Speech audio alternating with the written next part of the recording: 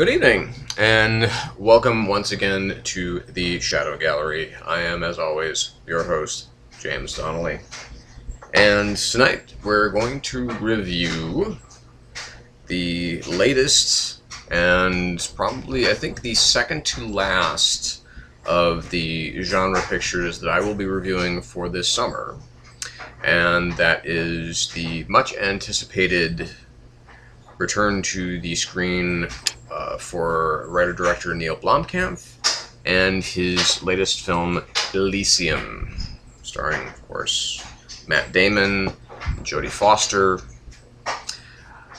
The basic premise of the film, which I'm sure that you all know, the opening of the film basically begins with showing us the end of the 21st century and kind of what a just shithole that the planet Earth has become due to pollution, overpopulation, and so basically the privileged few have built themselves essentially a resort satellite, if you will, called Elysium. Now, we don't know exactly what year we begin in, because what we first are treated to is the story of two young orphans, Max and Frey. Max is a youngster. Now, it seems to take place, my understanding of this, I'm not exactly sure where it was shot. I think it might have even been shot in Mexico City, but it's like Los Angeles and Mexico City have hybridized. It's like most people there are bilingual,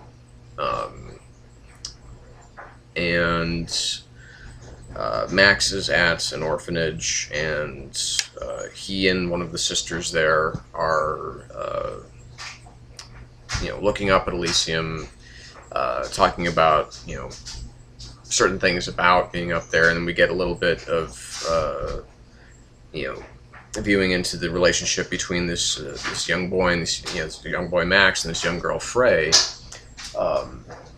and how he wants to take her to Elysium one day. We also get a little bit of that Max is kind of a thief, that he wants to kind of save up to take her, as a young boy, to Elysium. Then we skip ahead, and now we're in the year 2154. Max, the adult Max, which is now played by Matt Damon, is he's basically kind of a menial worker in this, for this one company that produces the robots that basically are our new police. They're our new homeland security. And so, ironically, you have a factory of people making robots. And Max, due to a very stupid misunderstanding, and not stupid on Max's part, but just, it's stupid that, and it's not even stupid that it happens, but because of some problems, gets into trouble with the cop bots, if you will, and gets his arm, gets his wrist broken by one, and has to go to the hospital, and who is there as a nurse, but of course the adult Frey, who's played by Braga. And we learn about a little bit about Max's past through her and through some other people, that he used to be apparently a hell of a car thief, and that essentially this act also violates his parole in this very funny scene in which he has to go visit a robotic parole officer. And it's just, Earth, again, it's just, it's so ruinous Everything seems like, I mean, at least in this area, it's all desert. I mean, it's just, you know, aside from the fact that it might have been, you know, that this might be, like I said, this new kind of, you know, Los Angeles / Mexico City. I mean, maybe border. We don't know that much about the world. We don't know that much about Earth anymore. How many borders still exist? We don't know necessarily the political climate there, but we do know that on Elysium, everything seems better. They have machines there that can cure anything, as we find out. You know, they can remove cancer cells. They can, you know, fix broken bones. They can do just about everything. Well, as fate would have it, one day while Max is at work, he gets involved in an accident, because basically part of the work that has to be done on these robots, as far as the manufacturing is concerned, is to subject them to, it seems to be like microwave-like heat, or a radiation treatment of some sort. And Max gets himself locked in during one of these treatment sessions, and he gets, not fried, but I mean, he gets a large concentrated dose of radiation, and is basically told he has 5 weeks to live. Or 5 days, excuse me, 5 days to live. He goes to, he meets his friend Julio, which is played by Diego Luna, who some of you might remember from, I believe he's been in a couple of the Pedro Almodovar films. He was at least in the only American film that I can really remember him being in, and I know there's more than this. He was in Milk, and he was also in Kevin Costner's Open Range. Anyway, so and then they also they go to meet this character calling himself Spider, who's kind of an underworld, not a revolutionary per se, but he tries to help people get up to Elysium so they can take advantage of the healthcare up there. But there is a very, let's say, iron-fisted regime that is basically not controlled by, but is certainly, you know, is certainly kind of the personification of which is the defense minister, Ms. Delacourt, who's played by Jodie Foster, who is sporting kind of an odd in-and-out French accent throughout the, you know, pretty much all of her scenes. It's a little unusual, but whatever. Anyway, she has, you know, in a scene where these shuttles are racing to Elysium in this, it's like a 19-minute flight.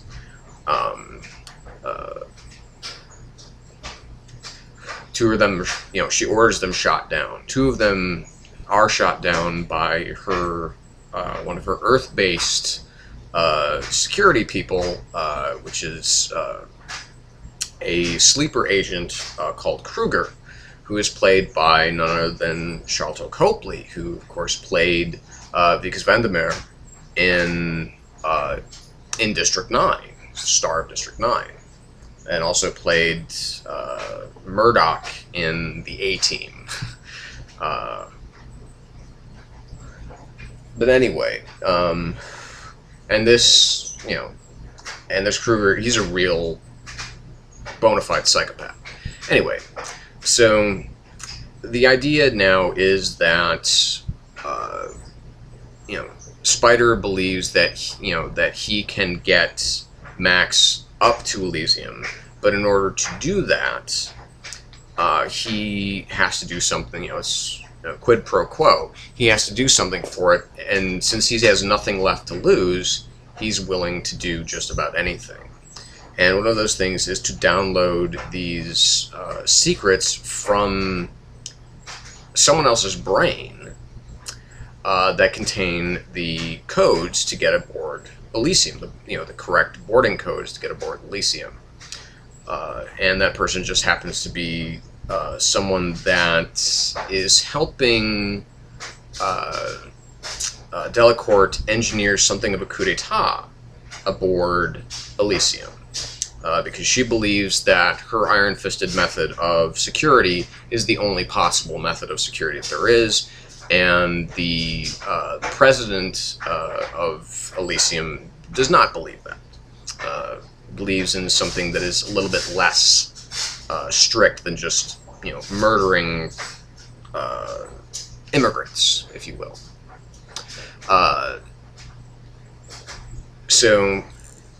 And we get, so basically once, and then we have this terrific scene in which, where Max is basically he's outfitted with this, this kind of metal exoskeleton that we don't really, honestly, ever know its purpose, other than giving him, very enhanced strength. And it gives his brain the ability to, to download another brain's information. Anyway, I'm not going to bore you with too many of the details here, because then, we skip forward. There is this fight between Kruger and Max and his compatriots, and he then finds himself once again in the care of Frey, who also happens to have a daughter who's in the final stages of leukemia. So then as fate would have it, they are both now looking to get to Elysium, and he happens, and of course Max happens to have all of these secrets in his head about the forthcoming coup, and something that can completely overwrite all of the security protocols, all the protocols for Elysium, to allow everyone to go there if they want. And most people do want. So, he gets up there. Of course, Kruger's up there. Jodie, Delacourt's up there. Everybody gets up there who is important to the story at hand. There are some pretty serious shootouts, explosions, and some pretty intense action. And, without spoiling anything, I'm not going to talk about really the end of the film here, but basically, we have all sorts of final showdowns, we have final acts, we have, in retrospect, this was the one thing that I kept thinking throughout the film, is that there's a really good film in here. I mean, there's a brilliant, on the level of District 9 level film in here, but it's not making it out in this translation. It's a much the film clocks in at about an hour and 37, something around there, a little bit longer than an hour and a half, which is significantly shorter than District 9, and yet has a much bigger story to tell.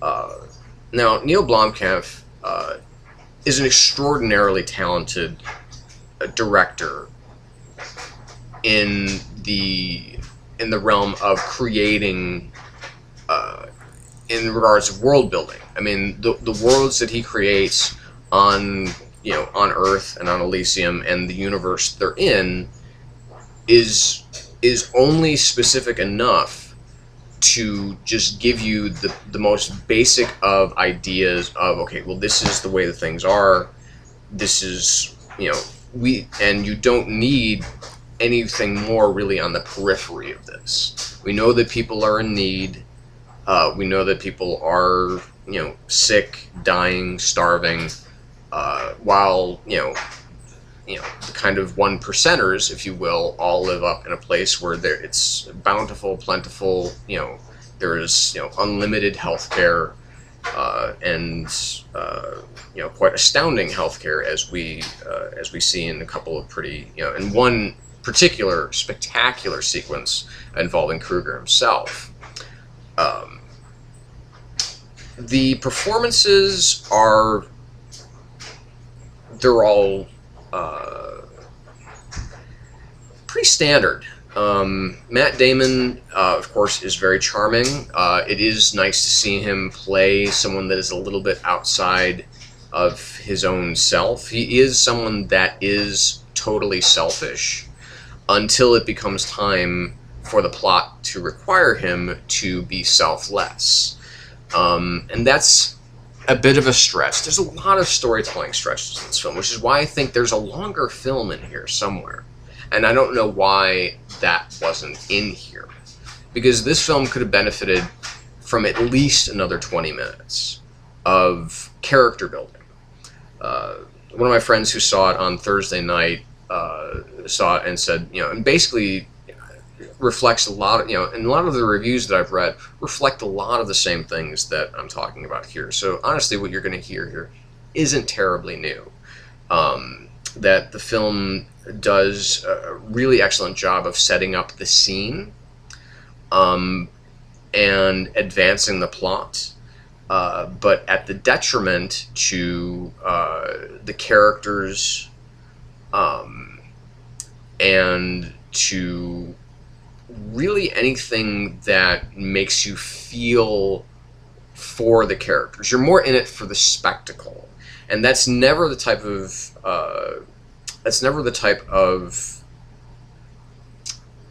storyteller that I took Neill Blomkamp for, because that's something that he does do very, very well in District 9, is he creates this whole world around Vikas Vandermeer, and and you have this, this documentarian kind of talking head, and I don't expect him to use the same storytelling devices twice, but it would have been nice to learn about more of Earth and more of Elysium.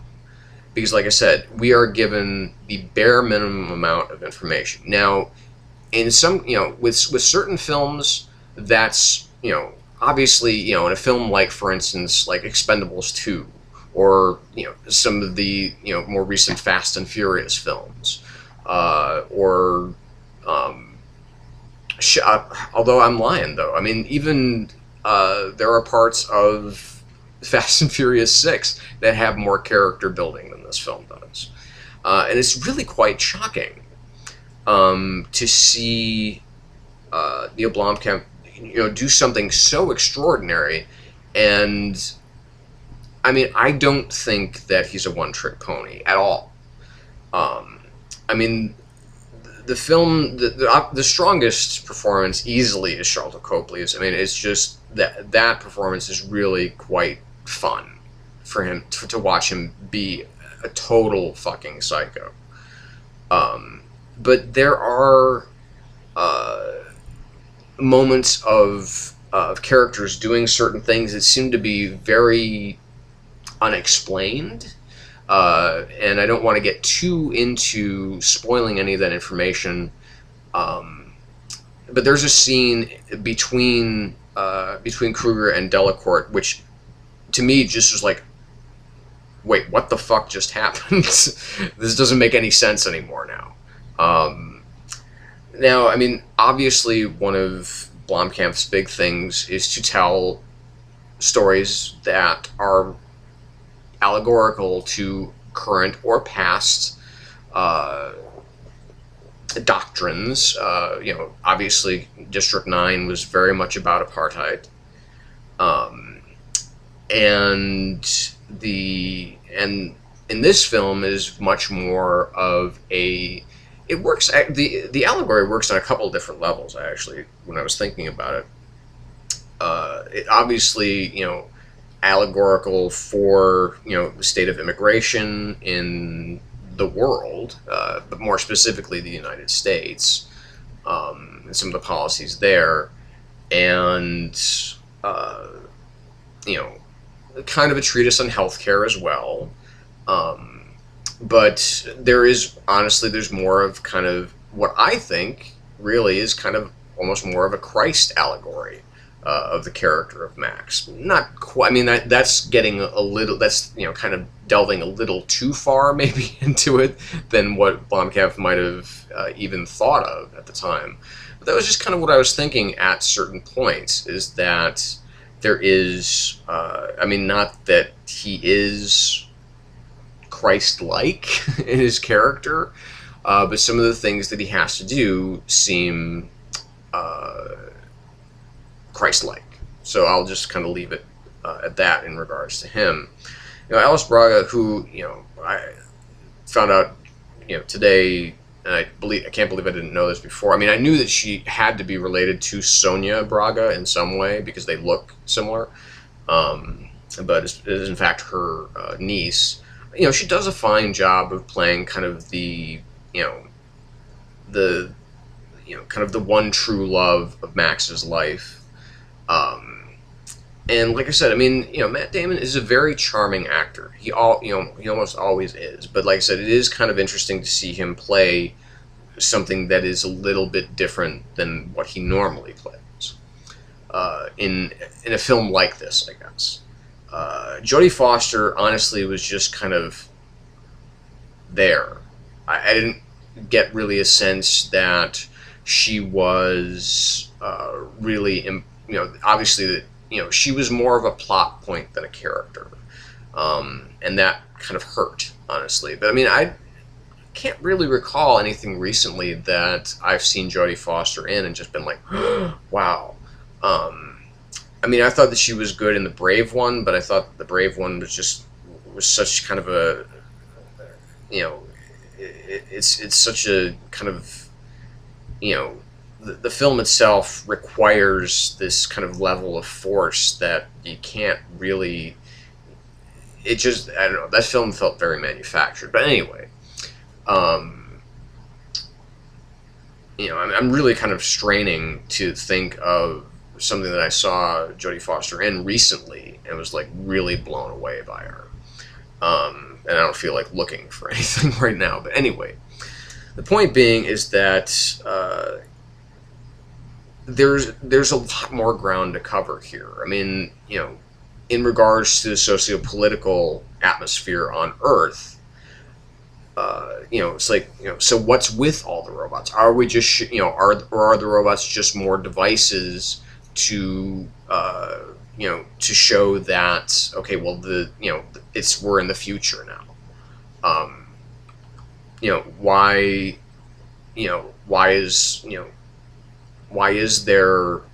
are security and, why are private security, homeland security, corporate security, police officers, why are they taken over by robots?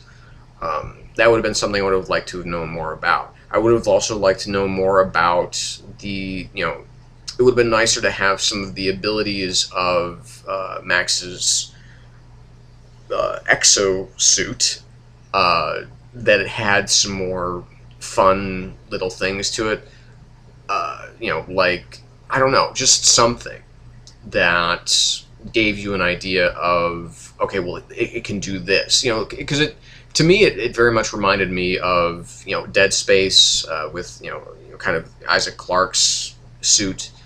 Now, of course, that covers his whole body, but it leaves him kind of exposed. It's like he has gloves, but it's just like, wiring, coming up. And you can sense that the implants do something, other than just providing, greatly enhanced strength. There could have been more play with that. Like I said, I mean, there's a longer film in here that's a better film. So, I mean, to be perfectly honest, this film is just sort of fine. I mean, the more that I think about it, when I originally came back from it, I was thinking, yeah, this is like a 3.5 out of 5, closer to maybe a 4. But now I'd say it's a pretty solid 3.5. I don't know if this is a film that's really worth seeing, opening weekend or anything like that. I'm glad that a film like this, a hard R, and believe me, it's a good reason that it's a hard R, because, as with District 9, there are lots of exploding bodies in this film. and that was, but unfortunately it doesn't have, it's like the third act of this film, the climax of this film, doesn't have the same kind of kind of hell's a poppin' punch that District 9 had. And like I said, I don't know if just budgetary constraints, or like I said, there's a better, deeper film in here that they just seems like that I don't know that the studio maybe objected to or whatever, but I just know that there's a better film in here. A film that could be great if they had only concentrated more on instead of, and the film is shot beautifully. It looks great. I mean, there isn't a moment where the film looks cheap or bad or anything to that effect. I mean, it looks really gorgeous. I mean, even the kind of desolate, just, the messiness looks perfect, and, kind of the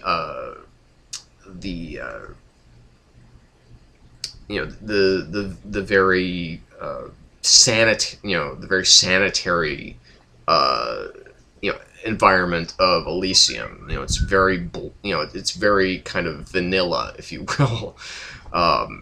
Everything is pristine, everything looks beautiful, and so like I said, this is more of it's an hour 30 odd minutes allegory on immigration, on healthcare, and maybe, just maybe, has a bit of Christ in there. But I would suggest seeing this in the theater. I would probably even see it on IMAX. But don't expect great things. Do not expect District 9, because this is kind of it's not a huge letdown for me.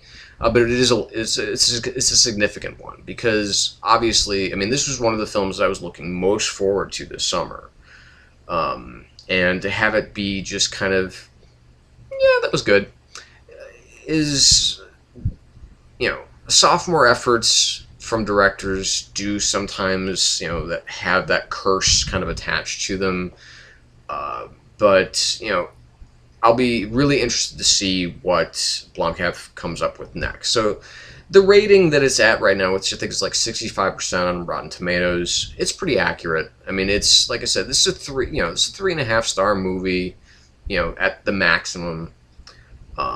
So it's good, and I think that it's definitely worth seeing.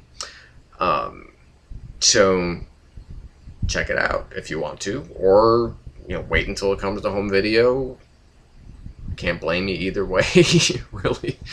But it's definitely worth a watch. So anyway, that's it. So like I said, 3.5 stars out of 5 for Neill Blomkamp's Elysium.